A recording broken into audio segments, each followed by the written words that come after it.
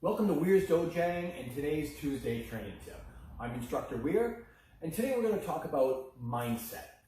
Okay, it's very important to be in the right mindset, to have a clear mind when you start into your training. Okay, in the art of Hapkido, it's so easy to injure someone with very, very little effort. Okay, if your mind's not there, it's very easy to have accidents occur. And even if they're not long-term injuries, you can still hurt someone, and we don't want to do that. We want to protect our ukes, we want to protect our training partners. Okay, so we're going to cover a couple of different things today about how to get in that right mindset when we begin our training. So meditation is a classic way of being able to set your mind in the right way before you start your training. There are many different disciplines in meditation. When I was younger, I studied a form called Shambhala training, which is essentially Buddhist meditation. A lot of the fundamentals are the same with a lot of your different types of meditation. You know, you want to sit in lotus position. You want to be very grounded. Okay, I'm sitting on a cushion. You don't have to. I find it to be a little bit more comfortable, and I have some, so I do so. Your hands, you want to rest them on your knees, and you want to keep everything nice and relaxed. You want to make sure that you're not tensing up. Okay, your back, you want to be nice and straight, head erect, chin erect as well. So everything's a perfectly straight line, and again, you want to be grounded. Your gaze, you want to pick a spot somewhere in front of you, and you want to not look at that spot, but look through that spot. Okay, your eyes should be almost closed, but not quite. So you're reducing the amount of additional information you're getting in, but you're still keeping your eyes open, so you're not, falling asleep. Your breath, which is very, very important, probably the most important part of meditation. You want to be conscious of your breath, okay? Your inhale should be through your nose. Your exhale through your mouth, okay? A lot of practices will teach you to put your tongue against your upper teeth or on the top of the bridge, and that will allow you to keep your mouth just slightly open, okay? So very much like your eyes, you don't want to have your mouth wide open to breathe out. You want to keep it slightly open, and you don't want to be moving it during that meditation, okay? So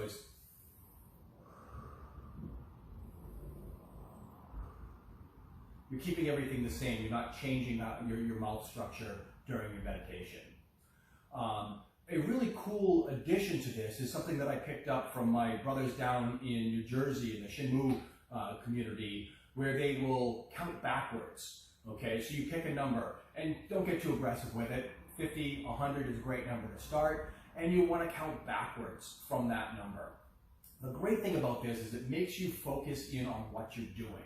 It makes you can't be thinking about all sorts of other things while you're doing that. You really have to focus on one task.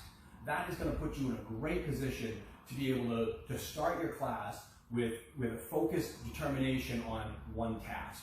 Okay, all the other crap in life, that's going to sit outside the door, and I guarantee it's going to be there when you're done.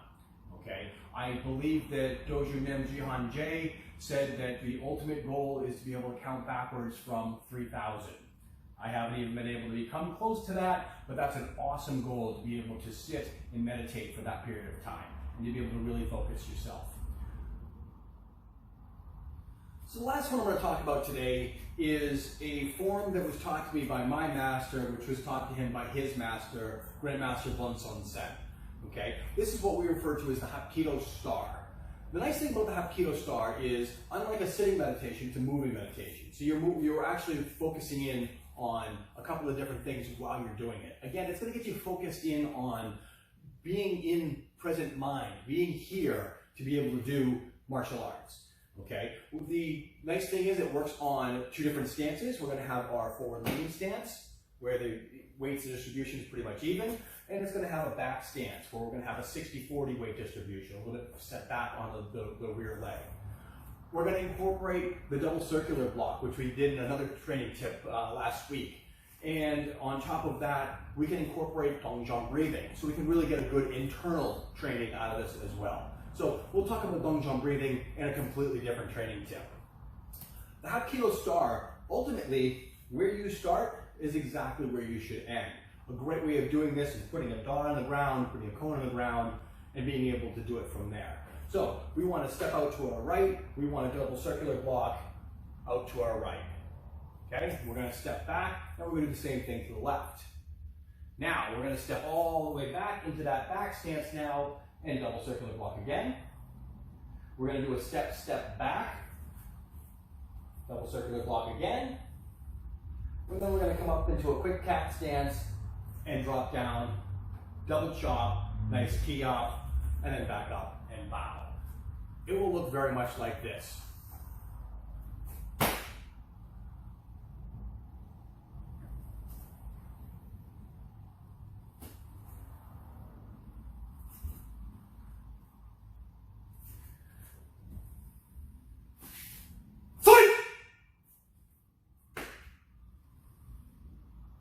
The cool thing about this is it can be done at any pace. I like to be able to start it off slow, get it to a really fast pace where you're just banging out these different things, and then slow right back down.